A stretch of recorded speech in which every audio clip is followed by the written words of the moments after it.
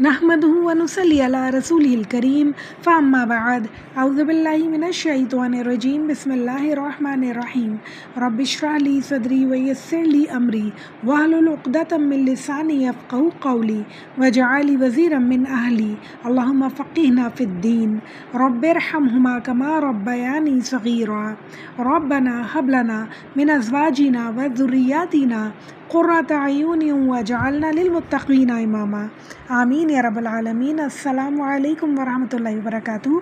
कैसी है मेरी बहनें? अल्लाह से उम्मीद है ईमान और सेहत की बेहतरीन हालत में होंगी, लेक्चर सुन रही होंगी और अमल के लिए पॉइंट्स नोट डाउन कर रही होंगी। आज अल्हम्दुलिल्लाह सुम्मा अल्हम्दुलिल्लाह हमारी सूरह अल माइदा शुरू हो रही है। अल्लाह से उम्मीद है कि पिछली सूरह निसा सबको बहुत अच्छे से समझ में आई हो, अपने लिए बहुत बेहतरीन अमल के पॉइंट्स जो अल्लाह ताला ने उसमें दिए थे वो हमने लिख लिए हो इंशाअल्लाह ताला, और सूरह माइदा सुनने के लिए तैयार हों। आज का लेक्चर शुरू करने से पहले बहुत प्यारी सी छोटी सी हदीस मैंने चुनी है। हमारे प्यारे नबी सल्लल्लाहु अलैहि वसल्लम फरमा रहे हैं, सुनो, जिस्म में गोश्त का एक टुकड़ा है, जब वो सुधर जाता है तो पूरी शख्सियत सुधर जाती है, और जब ये बिगड़ जाता है तो पूरी शख्सियत बिगड़ जाती है। सुन लो कि ये टुकड़ा दिल है। बुखारी किताबुल ईमान की हदीस है ये। अल्लाहु अकबर। आपको पता है दिल की अहमियत क्या है इंसान के जिस्म में? बहुत ज़्यादा अहमियत है। और आपको पता है कि पूरी दुनिया में, पूरे रुए ज़मीन पर दिल से ख़िताब करने वाली और दिल को मौजू पे बात करने वाली और दिल की इस्लाह करने वाली किताब कौन सी है? कुरान है। बेशक कुरान वो किताब है जो दिल की इस्लाह करती है, जो बराह रास्त दिल को छूती है, जिसकी बातें दिल पे सीधी असर करती हैं। हर लफ्ज़ कुरान का दिल पे असर करता है, दिल की ग्राहें खोल देता है, दिल की आँखों को रोशन कर देता है। दिल की दुनिया में इनक़िलाब लाने वाला कुरान है, इंसान के अंदर की दुनिया बदल देता है, और धीरे धीरे इस किताब की अज़मत, मोहब्बत इंसान के अंदर बैठ जाती है। मगर बहुत ज़्यादा ज़रूरी है कि बहुत अटेंशन से कुरान सुने, बहुत फोकस्ड होकर कुरान सुने। दूसरे किसी मामले में, किसी काम में आपका ध्यान ना हो, चाहे काम कर रहे हो आप, मगर आपका ध्यान, आपकी अटेंशन फुल जो है वो कुरान की तरफ होनी चाहिए। अपना दिल खोल के कुरान सुने इंशाअल्लाह ताला, तो अल्लाह ताला की बातें फ़ौरन से असर करेंगी और अमल करने को दिल चाहेगा इंशाअल्लाह। अल्हम्दुलिल्लाह सूरह अल माइदा हम शुरू करने वाले हैं। 120 आयतों पे मुश्तमिल ये एक मदनी सूरा है और इसमें बहुत सारे अहकामात मिलेंगे। माइदा का मतलब है दस्तरख़्वान। देखते हैं कि आगे चल के अल्लाह ताला किस बात पे अल्लाह ताला ने इस सूरा का नाम सूरह अल माइदा रखा है। तो शुरू करते हैं। औज़ु बिल्लाहि मिनश शैतानिर रजीम बिस्मिल्लाहिर रहमानिर रहीम। या अय्युहल्लज़ीना आमनू औफ़ू बिल उक़ूद उहिल्लत लकुम बहीमतुल अनआमि इल्ला मा युतला अलैकुम गैरा मुहिल्लिस सईदी व अंतुम हुरुम इन्नल्लाहा यहकुमु मा युरीद। ऐ ईमान वालो, अहदो पैमा पूरे किया करो। तुम्हारे लिए मवेशी चौपाए हलाल किए गए हैं, बजुज़ इनके जिनके नाम पढ़कर सुना दिए जाएंगे, मगर हालत एहराम में शिकार को हलाल जानने वाले ना बनना। यकीनन अल्लाह जो चाहे हुक्म करता है। इस सूरह के स्टार्टिंग में अल्लाह ताला ज़िक्र कर रहे हैं कि अपने अहदो पैमा पूरा किया करो, यानी जो बात करो, जो अहद करो, जो वादा करो, उसे पूरा करो। ये अहद अल्लाह ताला के साथ भी है और इंसान के साथ भी, यानी जिसके साथ भी इंसान वादा करे उसे पूरा करना ज़रूरी है। अल्लाह के साथ हमारे क्या अहदो पैमा है कि अल्लाह ताला ला इलाहा इल्लल्लाह, अल्लाह ताला एक है और उनका कोई शरीक नहीं। और फिर उसके बाद हमारे ऊपर ये फ़र्ज़ हो जाता है कि जो अल्लाह ताला अहकामात हमें दे रहे हैं हम उन्हें फ़ौरन से माने। ये हमारा अल्लाह ताला से वादा है। हमारे प्यारे नबी सल्लल्लाहु अलैहि वसल्लम ने फरमाया, जो अपने अहद का पाबंद नहीं उसका दीन में हिस्सा नहीं। यानी अहद पूरे करना इतना ज़्यादा ज़रूरी है। हम इतना लाइट लेते हैं इस बात को कि हमें एहसास ही नहीं होता हमने किससे कब वादा किया और कब उसकी वादा खिलाफ़ी कर दी, कब वो वादा तोड़ दिया। ये बहुत बुरी बात है। ना अल्लाह से हमें वादे तोड़ने चाहिए, ना अल्लाह के बंदों से वादे करके हमें तोड़ने चाहिए। سورہ بنی اسرائیل میں اللہ تعالیٰ فرماتے ہیں اور اپنا عہد پورا کرو، یقیناً تم سے قیامت میں ہر عہد کے بابت پوچھا جائے گا، یعنی ہر عہد کے بارے میں پوچھا جائے گا، جو اللہ سے کیے تھے اس کے بارے میں بھی اور جو انسانوں سے کیے تھے اس کے بارے میں بھی۔ تو اللہ سے امید ہے یہ پہلے ہی الفاظ جو اللہ تعالیٰ نے اس سورہ میں کہے ہیں ان کی ہمیں امپورٹنس کا اندازہ ہوا ہوگا کہ عہد شکنی کتنی زیادہ بری بات ہے، وعدہ کر کے وعدہ توڑنا کتنی زیادہ بری بات ہے۔ ہاں یہ بات اور ہے کہ وہ وعدہ جو ہے اللہ تعالیٰ کے خلاف ہو، اللہ کے رسول کی احکامات کے خلاف ہو تو وہ توڑ دینا زیادہ اچھی بات ہے، وہ وعدہ پورا نہیں کرنا چاہیے، جیسے قسم پوری نہیں کرنی چاہیے جو اللہ کے خلاف ہو، اللہ کے رسول کے اطاعت کے خلاف ہو، اسی طرح وعدہ بھی جو اللہ اور اللہ کے رسول کے اطاعت کے خلاف ہو وہ پورا نہیں کرنا چاہیے۔ پھر آگے اللہ تعالیٰ فرما رہے ہیں کہ تمہارے لیے مویشی حلال کر دیے گئے ہیں۔ مویشی کیا کیا؟ اونٹ، گائے، بکری، بھیڑ وغیرہ، یہ سب اللہ تعالیٰ نے انسان کے لیے حلال کر دیے ہیں، اور حالت احرام میں شکار کرنے کو منع کیا۔ آگے دیکھتے ہیں کہ اللہ تعالیٰ کیا فرما رہے ہیں، اے ایمان والو اللہ تعالیٰ کے شعار کی بے حرمتی نہ کرو۔ شعار کیا ہوتے ہیں اللہ تعالیٰ کے؟ وہ ساری چیزیں جنہیں دیکھ کر اللہ تعالیٰ یاد آ جائیں، اللہ تعالیٰ کی نشانیاں، یہ سمجھ لیجیے آپ۔ اچھا یہ کون کون سی چیزیں ہیں؟ مساجد، خانہ کعبہ، اور پھر حج عمرہ کرتے ہوئے لوگ، بیت اللہ، اور بھی بہت ساری ایسی چیزیں ہیں جو شعائر اللہ ہیں جنہیں دیکھ کے ہمیں اللہ تعالیٰ یاد آ جاتے ہیں۔ پھر آگے اسی آیت میں فرما رہے ہیں نہ ادب والے مہینوں کی۔ اچھا ادب والے مہینے کون سے ہیں؟ رجب، ذی القعدہ، ذی الحجہ اور محرم، یہ ادب والے مہینے ہیں، 4 مہینے ہیں۔ ان میں اس زمانے میں لڑائی جھگڑا اور قتال وغیرہ منع ہوتا تھا۔ اس وقت اس زمانے جو قافلے آتے جاتے تھے انہیں لوٹا جاتا تھا، یہ بھی اس وقت منع ہوتا تھا کہ ان 4 مہینوں میں کوئی قافلہ نہیں لوٹا جائے گا، کوئی لڑائی جھگڑا، مار پیٹ اور قتال نہیں ہوگا۔ پھر آگے فرمایا نہ حرم میں قربان ہونے والے اور پٹا پہنائے گئے جانوروں کی جو کعبہ جا رہے ہوں گے، اور نہ ان لوگوں کی جو بیت اللہ کے قصد سے اپنے رب کے فضل اور اس کی رضا جوئی کی نیت سے جا رہے ہوں گے، یعنی جو لوگ حج اور عمرہ کرنے کے لیے جا رہے ہوں گے ان مہینوں میں انہیں کچھ نہیں کہا جائے گا، جو جانور قربان ہونے کے لیے جا رہے ہوں گے انہیں کچھ نہیں کہا جائے گا۔ پھر اسی آیت میں آگے اللہ تعالیٰ فرما رہے ہیں ہاں جب تم احرام اتار ڈالو تو شکار کھیل سکتے ہو۔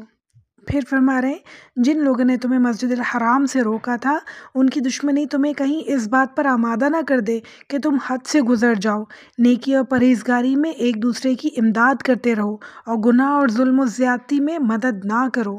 سبحان اللہ، یہ 3-4 باتیں اتنی خوبصورت اللہ تعالیٰ نے کہی ہیں جو رہتی دنیا تک لوگوں کو ہر وقت سمجھنے کی ضرورت ہے۔ اللہ تعالیٰ کیا فرما رہے ہیں کہ لوگوں کی زیادتی تمہیں اس بات پہ آمادہ نہ کر دے کہ تم حد سے گزر جاؤ۔ حد سے گزرنا کسی بھی طرح جائز نہیں ہے۔ اگر اللہ تعالیٰ نے کہیں پہ حکم دیا ہے کہ بدلہ لے سکتا ہے انسان، تو جتنا ظلم ہوا ہے اتنا ہی بدلہ لے سکتا ہے۔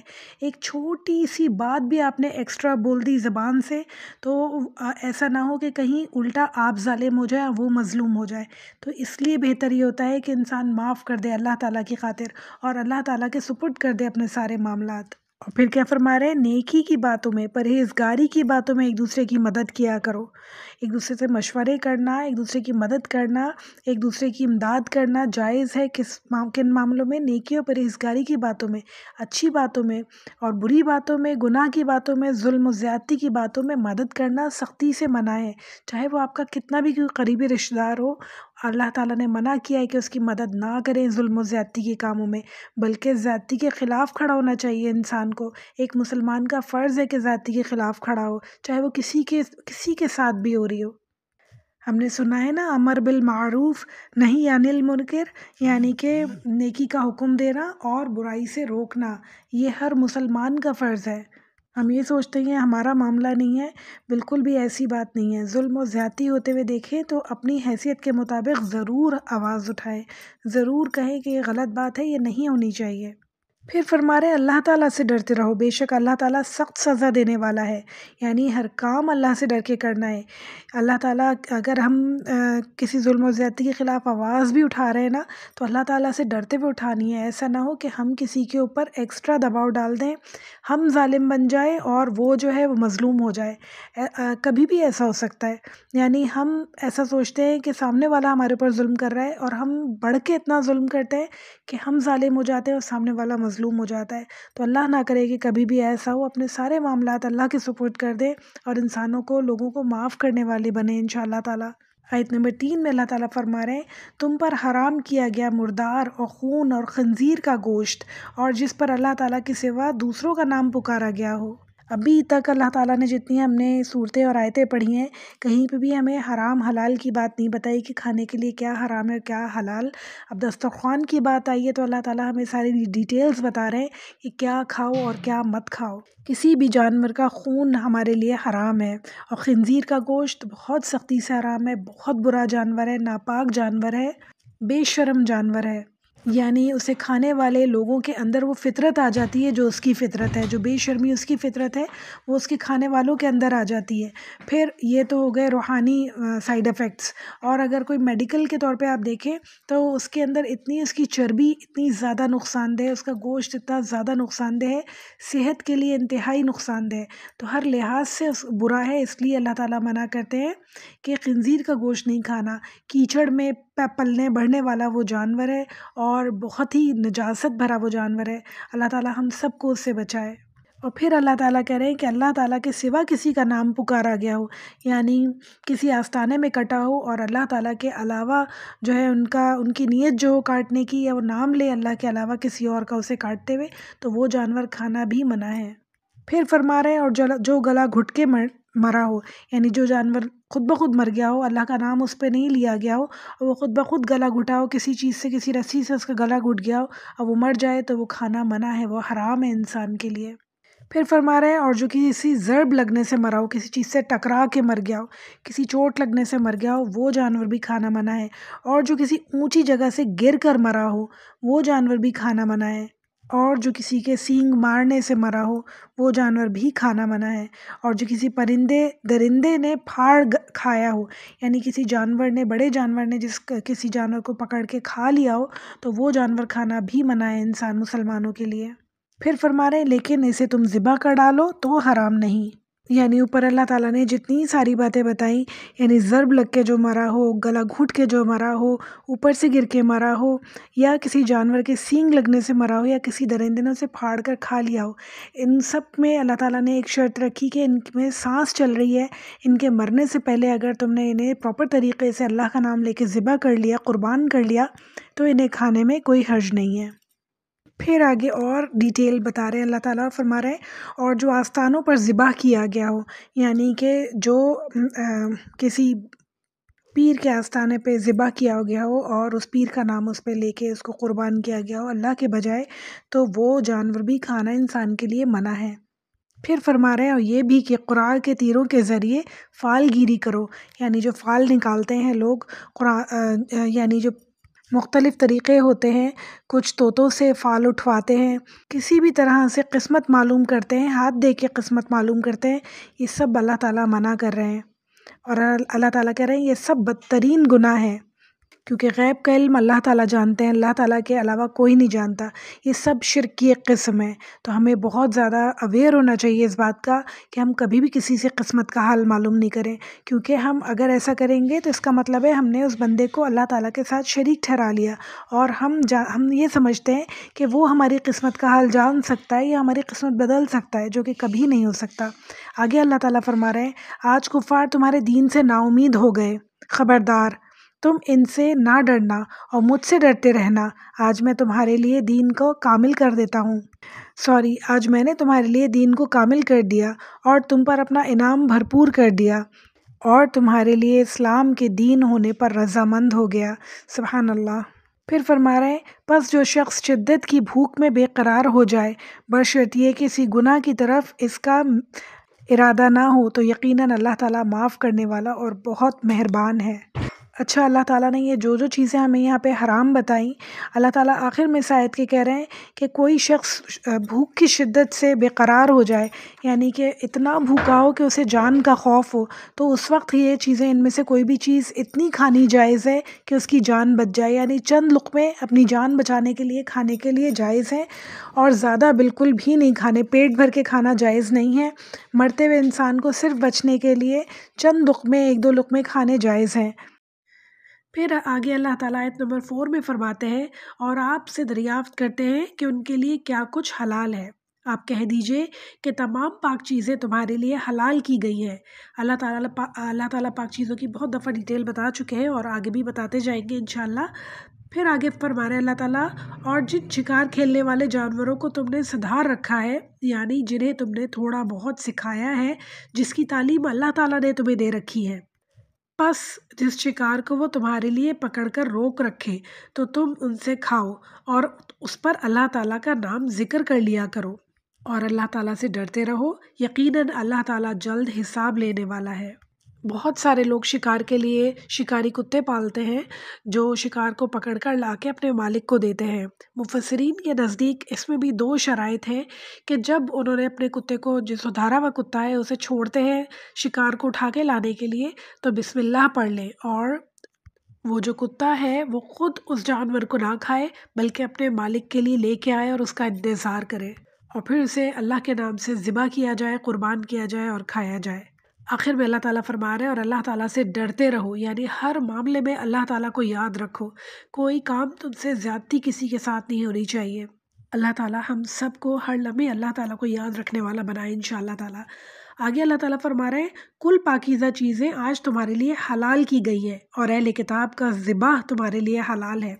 اللہ تعالیٰ یہاں یہ فرما رہے ہیں کہ اہل کتاب کا کھانا مسلمانوں کے لیے حلال ہے، یعنی کرسچنز اور یہودی جو کھانا کھاتے ہیں وہ ہم کھانا کھا سکتے ہیں۔ پھر فرما رہے آگے اور تمہارا ذبح ان کے لیے حلال ہے، اور پاک دامن مسلمان عورتیں اور جو لوگ تم سے پہلے کتاب دیے گئے ہیں ان کی پاک دامن عورتیں بھی تمہارے لیے حلال ہیں۔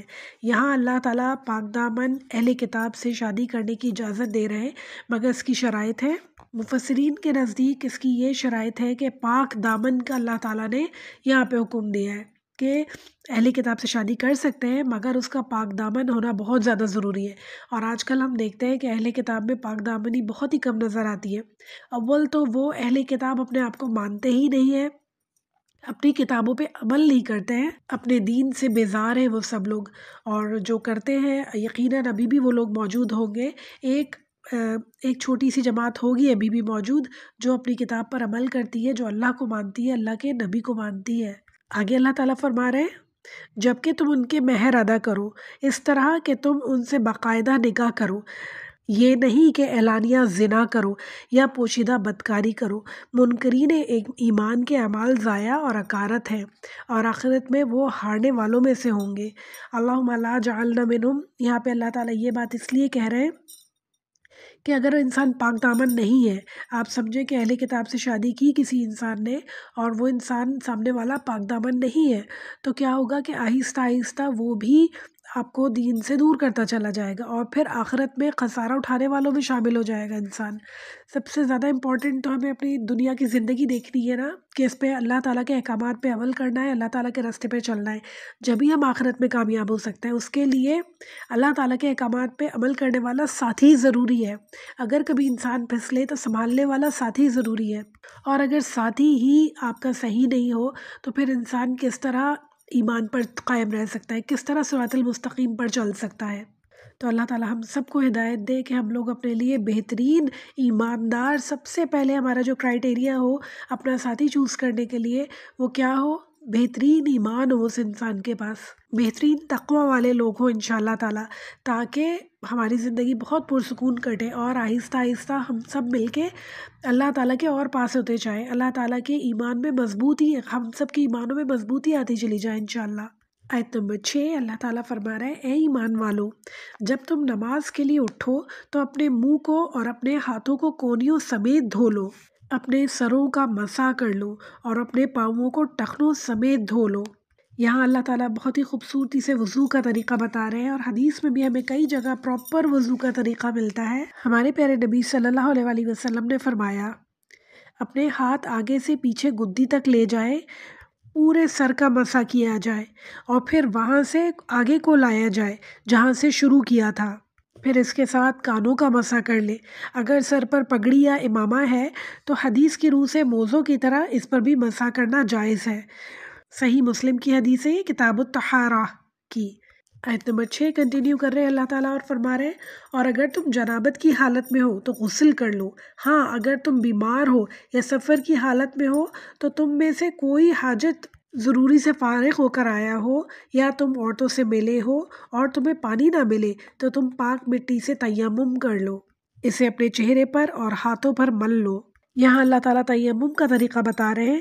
تیمم کا ایک طریقہ یعنی یہی طریقہ ہم پیچھے سورہ نساء آیت نمبر 43 میں بھی پڑھ کے آئے ہیں۔ ویسے ایک بات میں آپ کو اور دوبارہ بتا دوں، ایک بار دوبارہ سے آپ کو اس کا پورا ڈیٹیل بتا دوں کہ جو مٹی ہے، زمین کی مٹی نارملی پاک نہیں ہوتی ہے۔ کہیں ہم باہر جائیں، کہیں بھی مٹی ہم دیکھیں تو وہ ہمیں پاک نہیں ملے گی، اس لیے گرد جو فرنیچر پہ آ جاتی ہے، کہیں ٹی وی پہ آ جاتی ہے، دروازوں پہ آ جاتی ہے، جو ہلکی ہلکی سی مٹی آ جاتی ہے وہ پاک ہوتی ہے اور وہی ہمیں یوز کرنی چاہیے۔ اس پہ ہاتھ پھیر لیں آپ ایک دفعہ اور پھر اس کے بعد مسح کر لیں، اپنے چہرے پہ پھیر لیں اور اپنے ہاتھوں پہ پھیر لیں۔ اللہ تعالیٰ فرما رہے ہیں اللہ تعالیٰ تم پر کسی قسم کی تنگی ڈالنا نہیں چاہتا، یعنی اللہ تعالیٰ پریشان نہیں کرنا چاہتا انسان کو۔ اللہ تعالیٰ تو آسانیاں پیدا کرتے ہیں انسان کے لیے، صرف اللہ تعالیٰ چاہتے ہیں کہ تم اطاعت کرتے رہو، تم جڑے رہو، یہ تمہیں کوئی بھی بہانہ نہ ملے کہ میں کسی طرح سے بچ جاؤں، اللہ تعالیٰ کی اطاعت کرنے سے بچ جاؤں۔ بس اللہ تعالیٰ تم سے یہ چاہتے ہیں کہ میں تمہارے لیے آسانیاں پیدا کرتا رہوں کاموں میں اور تم میری اطاعت کرتے رہو، بلکہ اس کا ارادہ تمہیں پاک کرنے کا ہے اور تمہیں اپنی بھرپور نعمتیں دینے کا ہے، سبحان اللہ، تاکہ تم شکر ادا کرتے رہو۔ اللہ تعالیٰ بہت زیادہ خوش ہوتے ہیں شکر ادا کرنے والے لوگوں سے۔ اللہ تعالیٰ ہم سب کو شکر ادا کرنے والا بنائے انشاءاللہ۔ اس آیت کا بہت ہی پیارا شان نزول ہے، میں بتانا چاہتی ہوں آپ کو۔ ایک دفعہ ایسا ہوا کہ ہمارے پیارے نبی صلی اللہ علیہ وآلہ وسلم غزوات پہ اپنی ہر غزوہ پہ اپنی ایک بیوی کو لے کے جایا کرتے تھے اور قرآن اندازی ہوتی تھی، ان میں سے قرآن ڈالے جاتے تھے کہ کون سی بیوی ان کے ساتھ جائے گی۔ حضرت عائشہ ان کے ساتھ جا رہی تھی اور ایک جگہ پہ ان کا ہار کھو گیا، جس کی وجہ سے پورے قافلے کو پڑاؤ کرنا پڑا۔ ہمارے پیارے نبی صلی اللہ علیہ وآلہ وسلم نے حکم دیا کہ عائشہ کا ہار ڈھونڈیں اور ہم لوگ یہیں رک کے عائشہ کا پہلے ہار ڈھونڈیں گے۔ سبحان اللہ، آپ دیکھیں ذرا ہمارے پیارے نبی صلی اللہ علیہ وآلہ وسلم کی تعلیمات، کتنے امپورٹنٹ کام سے واپس آ رہے تھے، اتنا تھکے ہوئے تھے اور انہوں نے سب کو روک لیا کہ ٹھہر جائیے، میری بیوی کا ہار کھو گیا ہے، پہلے اس کو ڈھونڈ لیجیے۔ اللہ تعالیٰ ہم سب کو بھی توفیق دے کہ ہم ایک دوسرے کو اتنی امپورٹنس دیں، اتنا زیادہ ان کے کاموں کو سمجھیں امپورٹنٹ، ہمارے ہر عمل سے عزت اور محبت چھلکے انشاءاللہ تعالیٰ۔ شام ہو گئی اور پھر ہمارے پیارے نبی صلی اللہ علیہ وآلہ وسلم نے کہا کہ آپ صبح ہی ہم انشاءاللہ تعالیٰ اپنا قافلہ روانہ کریں گے۔ اور پھر صبح ہوتے ہوتے لوگوں کے پاس پانی نہیں تھا اور فجر کی نماز پڑھنے کے لیے وضو کے لیے پانی نہیں تھا، سب بہت پریشان تھے اور اس وقت یہ آیت نازل ہوئی تو سب اتنا خوش ہوئے، اتنا زیادہ خوش ہوئے کہ کتنی آسانی اللہ تعالیٰ نے کر دی ہے کہ پانی نہیں ہے تو آپ تیمم کر لیں، اتنی زیادہ آسانی کر دی ہے، کیونکہ وہاں تو پانی کی بہت کمی ہو جاتی تھی، قافلہ مہینوں مہینوں سفر کرتا رہتا تھا اور لوگ پریشان ہوتے تھے کہ پانی نہیں ہے، تو اللہ تعالیٰ نے اتنی بڑی آسانی کر دی، سب لوگ اتنا خوش ہوئے۔ اور اس وقت صحابہ کرام کہنے لگے حضرت ابو بکر صدیق رضی اللہ تعالیٰ عنہ سے کہ اے آل ابی بکر، تمہاری وجہ سے اللہ تعالیٰ نے لوگوں کے لیے برکتیں نازل فرمائی ہیں اور یہ تمہاری کوئی پہلی برکت نہیں ہے، تم لوگوں کے لیے سراپا برکت ہو۔ صحیح بخاری کی حدیث ہے یہ، یعنی کہ اتنا خوش ہوئے سب لوگ کہ اللہ تعالیٰ نے ہمارے لیے اتنی زیادہ آسانی کر دی۔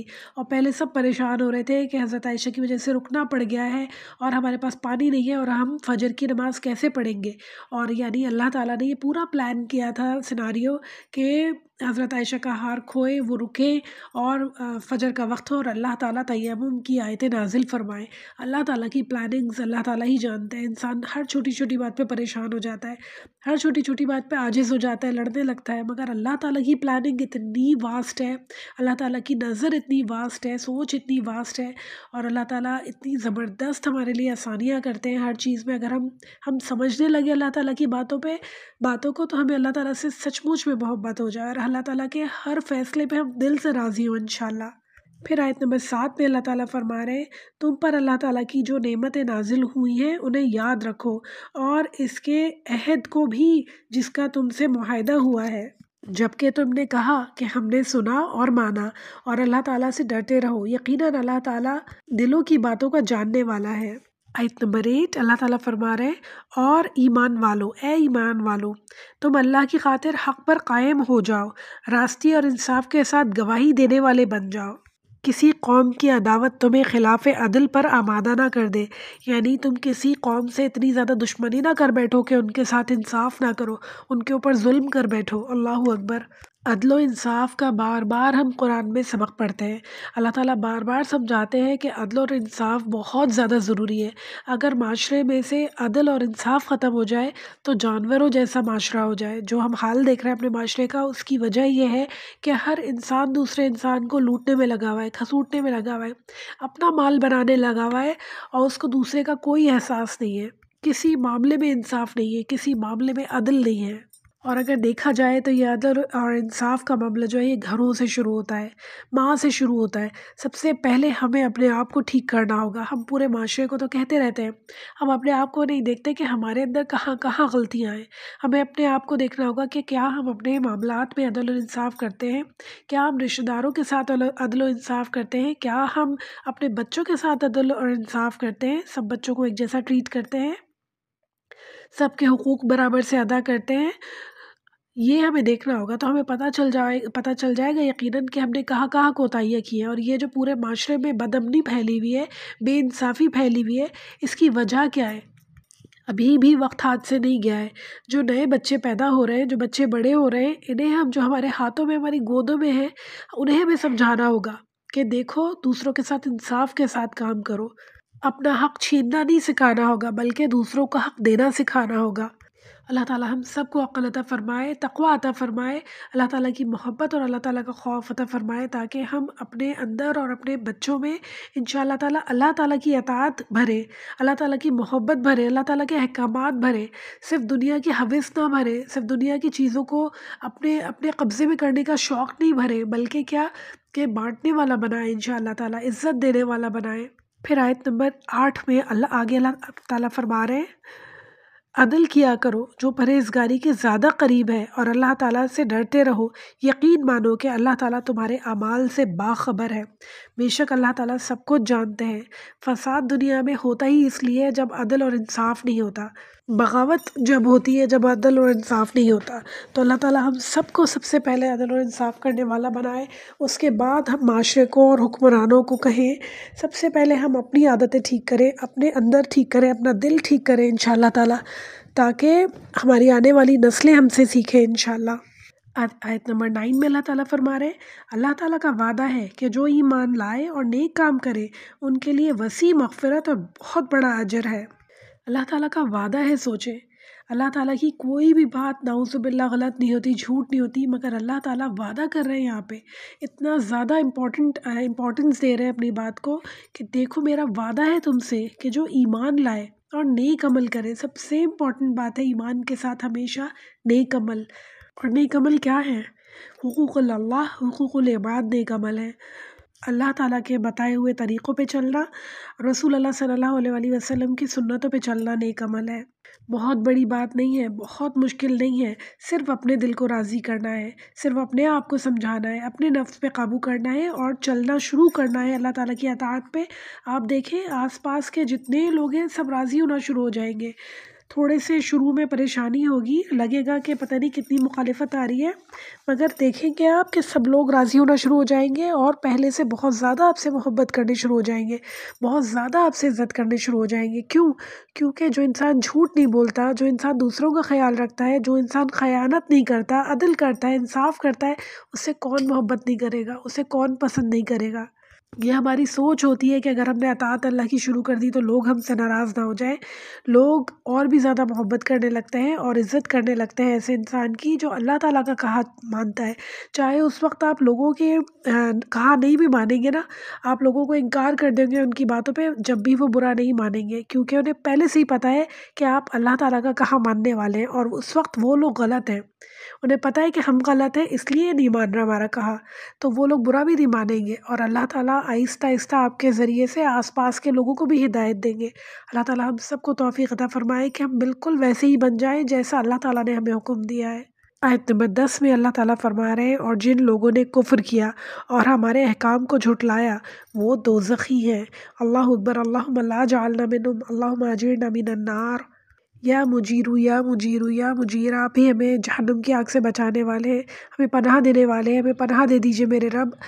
اس دنیا میں ہی ہمیں عقل دے دیجیے کہ ہم وہ کام نہ کریں جو آپ کو پسند نہیں ہے۔ جو غلطیاں ہو گئی ہیں ماضی میں، ہم انہیں روئیں نہیں، ہم ان سے سبق سیکھیں کہ دیکھو ہم سے یہ غلطی ہوئی ہے، ہمیں اسے دہرانا نہیں ہے، فلاں بندے سے یہ غلطی ہوئی تھی، ہمیں وہ غلطی دہرانا نہیں ہے۔ اپنے لیے بھی ہدایت کی دعا مانگیں، دوسروں کے لیے بھی ہدایت کی دعا مانگیں، دوسروں کی غلطیوں سے سیکھیں اور اپنے لیے ہدایت کی دعا مانگیں، اور اللہ کے راستے پر چلنا شروع کر دیں، اللہ سے معافی مانگنا شروع کر دیں، اللہ کو راضی کرنا شروع کر دیں۔ دیکھیں سب کچھ آسان ہونا شروع ہو جائے گا، سب کچھ بالکل آسان ہونا شروع ہوگا انشاءاللہ تعالیٰ۔ اور سب سے بڑھ کر انسان کا اپنا دل مطمئن ہو جاتا ہے، اتنی خوشی، اتنی مسرت اور پرسکون دل ہو جاتا ہے۔ جب تک انسان دنیا کے پیچھے بھاگتا رہتا ہے نا، سب کچھ اسے مل رہا ہے، دولت بھی مل رہی ہے، محبت بھی مل رہی ہے، نعمتیں، سب کچھ مل رہا ہے اسے، مگر اندر دل خالی ہوگا اس کا، اس کے دل میں سکون نہیں ہوگا۔ ایک وقت آئے گا انسان سب چیزوں سے بیزار ہو جائے گا اور بہت بے سکون ہو جائے گا۔ صرف اور صرف اللہ تعالیٰ کی یاد، اللہ تعالیٰ کی اطاعت وہ سکون عطا فرماتی ہے، وہ سکون دل کا اللہ تعالیٰ کی اطاعت، اللہ تعالیٰ کا قرآن دیتا ہے۔ صرف اللہ تعالیٰ کے احکامات پہ عمل کرنے سے وہ سکون ملتا ہے انسان کو، جو انسان کا دل چاہتا ہے اس سے، جو انسان کی اپنی فطرت ہے۔ قرآن جو ہے انسان کی فطرت میں ہے، سارے احکامات انسان کی فطرت میں ہے، جبھی انسان اتنی تیزی سے کھنچا چلا آتا ہے اللہ تعالیٰ کی طرف۔ اللہ تعالیٰ ہم میں سے کسی کو کافروں میں شامل نہ فرمائے، اور اللہ تعالیٰ انہیں بھی عقل دے، ان کی موت سے پہلے اللہ تعالیٰ سب کو عقل دے کہ اللہ تعالیٰ کی اطاعت کریں، اللہ تعالیٰ کے احکامات پر چلیں، دوزخ سے بچائے اللہ تعالیٰ ہم سب کو انشاءاللہ تعالیٰ۔ اللہ تعالیٰ ہم سب کو بہترین عمل کرنے والا بنائے، قرآن پڑھنے اور سیکھنے اور سکھانے والوں میں شامل فرمائے انشاءاللہ تعالیٰ، اور جو بھی اطاعت کے اللہ تعالیٰ نے ہمیں حکم دیے ہیں انہیں بالکل پرفیکشن کے ساتھ ادا کرنے والا بنائے انشاءاللہ تعالیٰ۔ سورہ الانعام کی آیت نمبر 162 163 بہت ہی خوبصورت ہے، ان کا تلاوت اور ترجمے کے ساتھ میں اپنے لیکچر کو اختتام کرنا چاہتی ہوں۔ قل ان صلاتی ونسکی ومحیای ومماتی للہ رب العالمین لا یشرک لہ وبذالک امرت وانا اول المسلمین۔ کہو یقیناً میری نماز، میری قربانی، میرا جینا، میرا مرنا اللہ ہی کے لیے ہے، جو ساری کائنات کا مالک اور آقا ہے، اس کا کوئی شریک نہیں، مجھے اسی کا حکم ملا ہے اور میں سب سے پہلے اسلام لاتا ہوں، اطاعت قبول کرتا ہوں۔ سبحان اللہ، اتنی خوبصورت آیت ہے۔ اللہ تعالیٰ ہم سب کی نمازیں، ہم سب کی قربانیاں، جینا مرنا اللہ تعالیٰ کی خاطر کر دے انشاءاللہ تعالیٰ۔